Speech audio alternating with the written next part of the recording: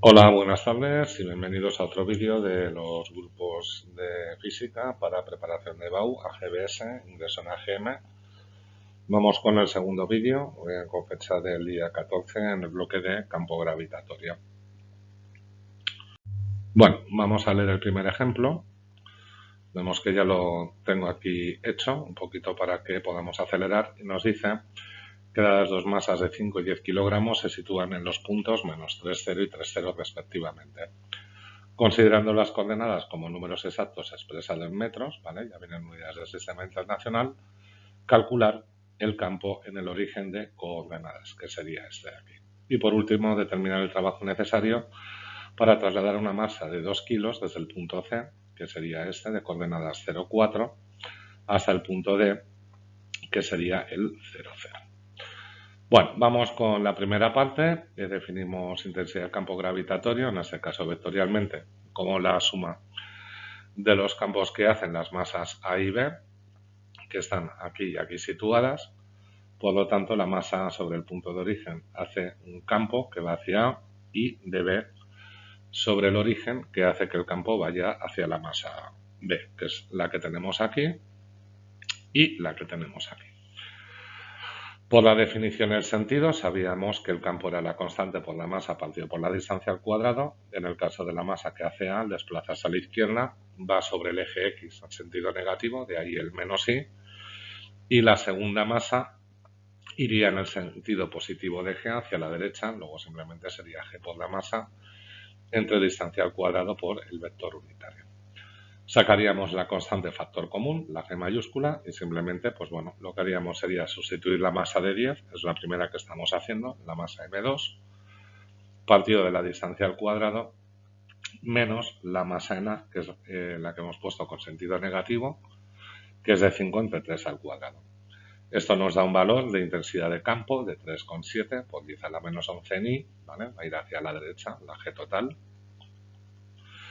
de 3,7 por 10 a la menos 11 newton partido por kilogramo. Bueno, nosotros ahora el trabajo se va a calcular como el trabajo que va desde el punto 0,4, este que tenemos aquí, hasta el punto 0,0, es decir, hasta este de aquí. Nosotros el trabajo lo definíamos como una variación de energía potencial o menos el valor de la masa por la diferencia de potencial. Para eso, como indico aquí, calculamos el potencial en cada punto y sustituimos en la expresión anterior, en esta que tenemos aquí. Por lo tanto, el potencial en 4 sería, acordaos que potencial se definía como G por masa partido por distancia. ¿De acuerdo? Entonces, la haríamos como menos G entre D, ¿vale? Esta es en sentido negativo, con signo, por el producto de las masas, ya que el potencial en 4 lo hace masa A y masa B. Luego sería menos 6,67 por 10 a la menos 11 entre 5. Esto lo hemos hecho aplicando Pitágoras. Esta distancia era de 3, esta es de 4. Al aplicar Pitágoras, que es raíz cuadrada de 3 al cuadrado más 4 al cuadrado, nos ha dado 5, pues es 5, tanto de B hasta el punto C como de hasta el punto C. Venga, y aquí multiplicaríamos por la suma de masas, dando ese valor del potencial. Análogamente, para el punto 0, 0, ¿de acuerdo?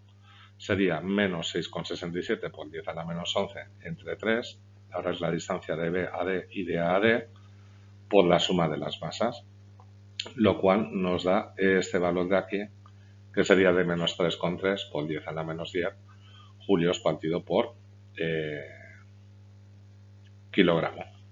Por lo tanto, el trabajo sería menos el valor de la masa, menos 2, por el potencial en D, que es el que hemos calculado, el de menos 3,3 por 10 a la menos 10, menos el de el punto C, menos 2 por 10 a la menos 10. Y este trabajo, el resultado, iría expresado en julios, ¿vale? Ya le tendríamos. Bueno, vamos a pasar al siguiente. De aquí, de hecho, es la operación que acabamos de explicar, ¿vale? De 2,6 por 10 a la menos 10. Y una cosa importante, este trabajo, que sale con valor de 2,6 por 10 a la menos 10 julios, es positivo, lo cual implica que la masa se traslada espontáneamente, ¿vale? De un punto a otro. Eso tenerlo en cuenta. Bueno, Siguiente ejemplo, nos dicen dos partículas de masa M1 4 kilogramos y masa 2 0,5 kilogramos. Están originalmente separadas por una distancia de 0,2 metros y se alejan luego hasta una distancia de 0,4. Nos pide calcular la energía potencial asociada a las dos posiciones relativas y el trabajo durante el proceso. Bueno, nosotros la energía potencial la definimos como menos g por el producto de las masas entre la distancia, por lo cual para la posición original, que es la de 20 centímetros, sería menos 6,67 por 10 a la menos 11, 4 por 0,5, que es el producto de masas entre 0,2, dando este valor de energía, menos 6,7 por 10 a la menos 10 julios. Para la energía potencial en 2, lo mismo, sería la constante, producto de las masas, a esa distancia ahora de 0,4, y nos daría un valor de menos 3,3 por 10 a la menos 10 julios. Por lo tanto, el trabajo, que es una variación de energía potencial, sería menos la final que hemos obtenido menos la original, lo que da un valor de trabajo de menos 3,4 por 10 a la menos 10 julios.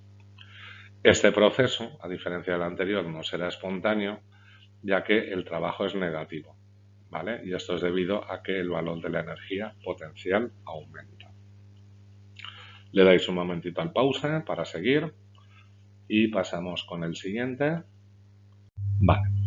En el que nos dice que sabiendo que la distancia media de la Tierra a la Luna es de 3,84 por 10 a la 8 metros, calcular el potencial gravitatorio en el punto situado entre ambos en el que el campo va a ser nulo. Vale, aquí faltaba un par de datos que los vamos a poner ahora, que nos daba el cociente entre la masa de la Tierra y la Luna, que era de 81,25, aunque la masa de la Tierra es 81,25 veces mayor que la masa de la Luna. Bueno, lo primero que vamos a dibujar tendríamos la Luna y la Tierra, o la Tierra y la Luna, aunque esta está más pequeñita.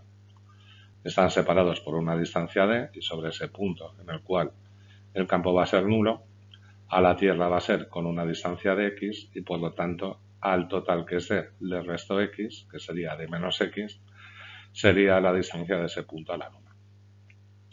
P va a ser el punto, como pongo aquí, en el que el campo gravitatorio que crean la Tierra y la Luna tiene igual módulo y sentido opuesto. Si el punto está a x de la Tierra, se cumpliría que el campo creado por la Tierra, que sería g masa de la Tierra entre la distancia al cuadrado, sería el valor de la constante por la masa de la Luna y la distancia que hemos dicho, que habla de la Luna al punto de menos x todo ello al cuadrado. Bueno, simplificaríamos aquí expresiones, ¿correcto? Como tenemos, y lo que haríamos sería pasar este valor de ml, ¿vale? Dividiendo, y este valor de x cuadrado aquí multiplicando, que no lo hemos puesto aquí. Lo que hemos igualado ha sido esta parte con esta parte, pero esto nos decía el enunciado que la razón de masas era de 81,25.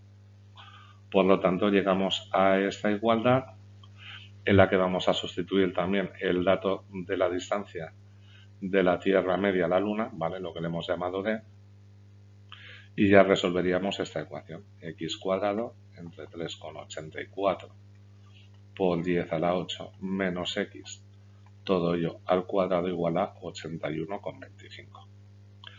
De tal manera que el valor de x que vamos a obtener, lo pongo aquí, sería de 3,45 por 10 a la 8 metros. Eso sería la distancia desde la Tierra.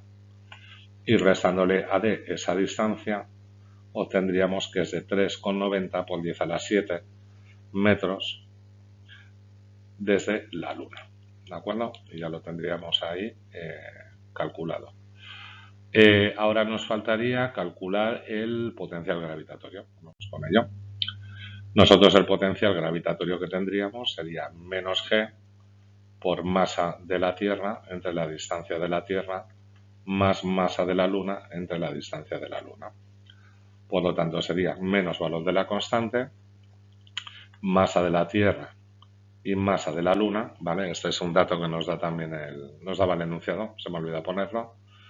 Las distancias que hemos calculado y eso hace que el potencial tomara este valor de menos 1,28 por 10 a la 6 julios partido por kilogramo. Bueno, pasamos al siguiente ejemplo, darle un momentito una pausa para que podáis copiar. Y tendríamos el siguiente. Dice, se pone en órbita un satélite de masa 600 kilogramos a una altura de 1200 kilómetros de la Tierra, sobre la superficie.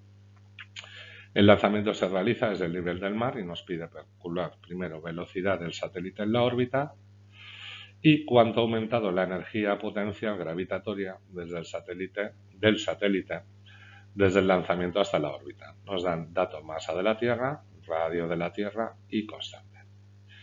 Bueno, nosotros en el punto que tenemos siempre de la órbita, la fuerza de atracción gravitatoria y la fuerza normal son iguales. Es decir, la fuerza de atracción, que sería G, masa de la Tierra, masa del satélite, partido de radio al cuadrado, será igual a masa de velocidad al cuadrado entre radio.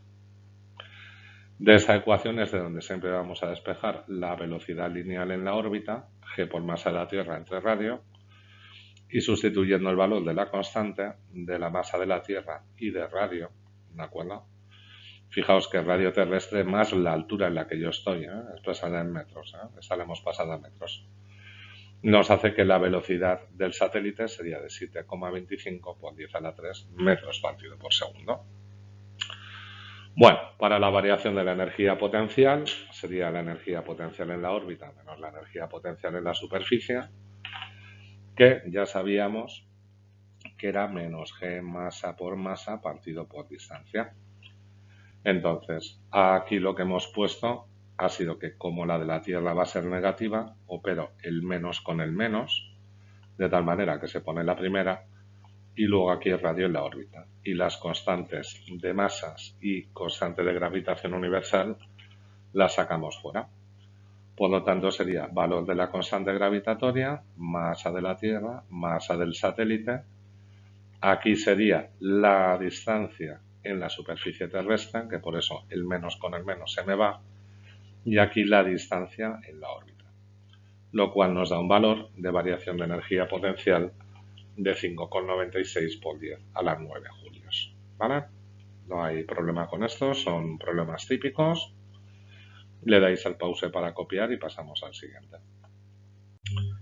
Vale, en el siguiente nos piden hallar la velocidad de escape de un objeto lanzado desde la superficie terrestre y nos pregunta si coincide con la velocidad de escape del mismo objeto si este es lanzado desde la Luna.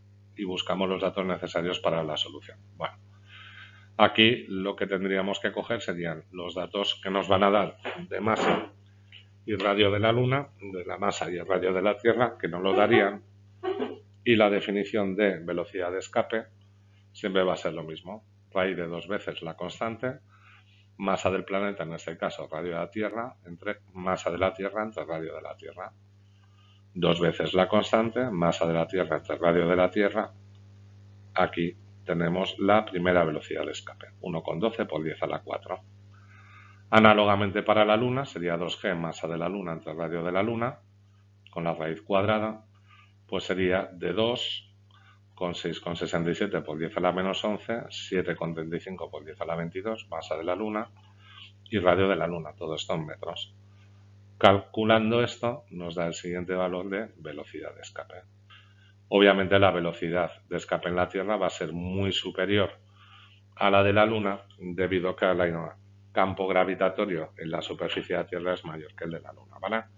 Ya habíamos definido velocidad de escape como velocidad para superar la atracción del planeta. Damos al pause para seguir y pasamos al siguiente ejercicio. Nos dice, el radio de un asteroide de forma esférica perteneciente al cinturón de asteroides entre Marte y Júpiter es de 5 kilómetros. Suponiendo que la densidad es uniforme y que el valor es de 5,5 gramos partido por centímetro cúbico, ¿vale? Que se le tendremos que pasar a kilogramo metro cúbico, que será el mismo valor, puesto que de centímetro a metro cúbico va a ser el mismo, y de kilogramo a gramo es el mismo, este sería 5,5 kilogramo metro cúbico. Nos piden la aceleración de la gravedad en la superficie y segundo, la velocidad de escape desde la superficie del asteroide y nos dan la constante de gravitación. Bueno, nosotros lo que vamos a hacer es, como puse aquí, sustituyendo la masa en la expresión de la densidad en la intensidad del campo gravitatorio. Bueno, si densidad es masa entre volumen, masa es densidad por volumen. Y el volumen de una esfera es 4/3 de pi por radio al cubo. Vamos ahora a la definición de la gravedad, G por m partido por radio al cuadrado, que sería G por m, lo que tenemos aquí, que sería densidad por 4/3 de pi por radio al cubo entre radio al cuadrado. Por lo tanto, esto sería 6,67 por 10 a la menos 11 por 4pi, ¿de acuerdo? Por la densidad, la que hemos calculado antes, y radio al cubo entre radio al cuadrado es radio. Expresado en metros, ¿de acuerdo? Los 5 kilómetros, que sería 5 por 10 a la 3. Esto nos da, por lo tanto, un valor de aceleración de la gravedad de 7,7 por 10 a la menos 3 metro partido por segundo cuadrado o metro por segundo a la menos 2. Para la segunda parte, velocidad de escape, ya vista en el apartado anterior, raíz cuadrada de 2 veces constante masa del planeta entre radio, pues sería 2 por g por la densidad por 4/3 de pi radio a cubo, ¿vale? Lo que hemos despejado aquí, masa en función de la densidad y del volumen, partido por el radio, o lo que es lo mismo, 2 veces 6,67 por 10 a la menos 3 por 4pi, ¿vale? Por nuestra constante 5,5 por 10 a la 3, la densidad, y la distancia que nos quedaría al cuadrado, puesto que es r cubo entre r1, dando como resultado que la velocidad de escape sería de 8,8 metros partido por segundo. ¿Vale? Ya tendríamos acabado este. Le dais al pause y seguiríamos. Nos dice un objeto de masa 5 kilogramos de masa posee una energía potencial gravitatoria de menos 2 por 10 a la 8 julios, cuando se encuentra a una distancia de la Tierra. Dice, si el objeto estuviera describiendo una órbita circular a esa distancia, ¿cuál sería la velocidad? Y B, si su velocidad a esa distancia fuera de 9 kilómetros partido por segundo, ¿cuál sería su energía mecánica? Y dice si podría el objeto estar describiendo una órbita elíptica en ese caso. Bueno, para la definición de la energía cinética y energía potencial, sabíamos que la energía cinética es un medio del valor absoluto de la energía potencial. Energía cinética sería un medio de la masa por la velocidad al cuadrado, lo cual nos diría que sería un medio de 2 por 10 a la 8, que era la energía potencial. Eso lo igualaríamos a un medio de la masa por la velocidad al cuadrado y sustituyendo los datos, ¿vale? Tendríamos un medio por 2, que sería el 10 a la 8 igual a un medio de la masa, que es 5, por la velocidad al cuadrado. Pues nos quedaría que esa velocidad sería la raíz cuadrada de 2 por 10 a la 8 entre 5, lo cual nos permite calcular la velocidad, 6,3 por 10 a la 3 metros partido por segundo. Por lo tanto, la energía cinética sería un medio de masa velocidad al cuadrado, es decir, un medio de 5 por 6,3 por 10 a la 3 al cuadrado, lo que nos da esa energía, de 2 por 10 a la 8 julios. Como vemos, la energía mecánica entre la cinética y la potencial va a ser mayor que 0, lo cual quiere decir que la órbita es abierta, por lo tanto nunca va a describir una elipse, ¿vale? Esa es pregunta de teoría.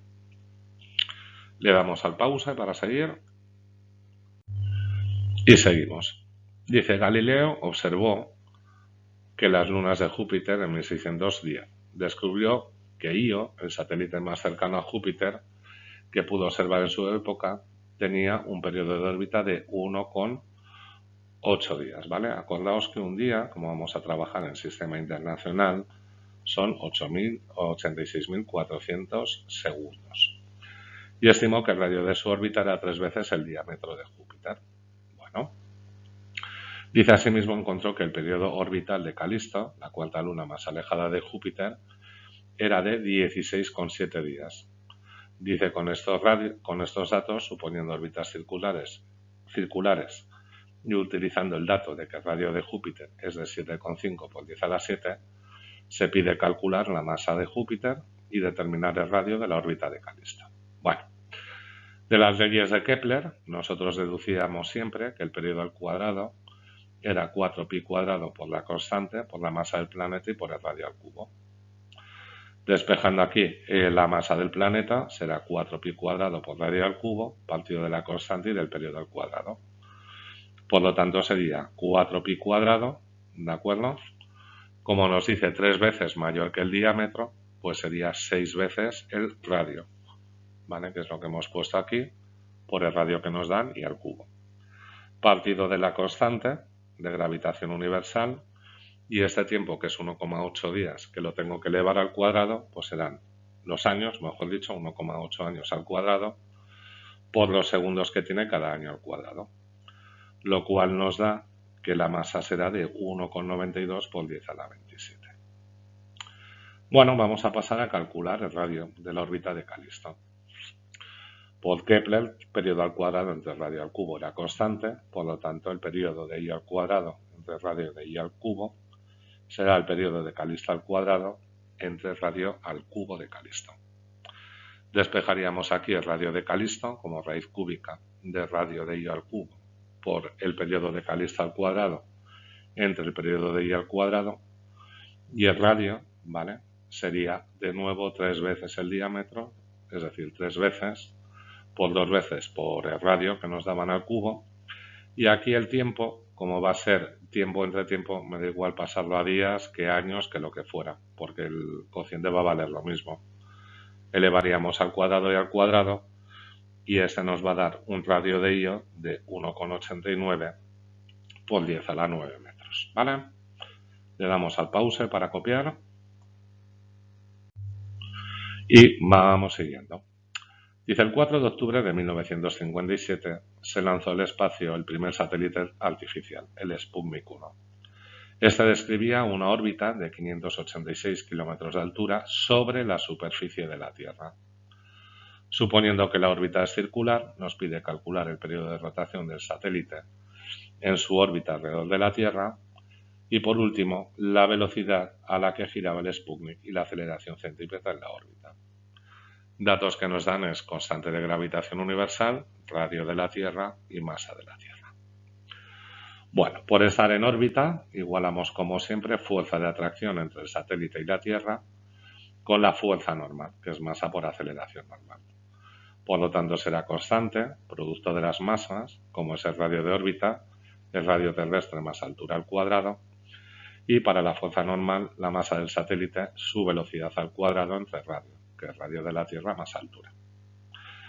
Nosotros de esta igualdad, teniendo en cuenta que V es igual a W entre R, ¿de acuerdo? W sería V entre R. Por lo tanto, esta expresión de la derecha, masa velocidad al cuadrado entre el radio de la Tierra más altura, se puede convertir en esto de aquí, ¿vale? Velocidad angular al cuadrado partido por el radio de la órbita al cuadrado. Y esto lo igualaríamos a 4pi cuadrado entre t cuadrado, ¿vale?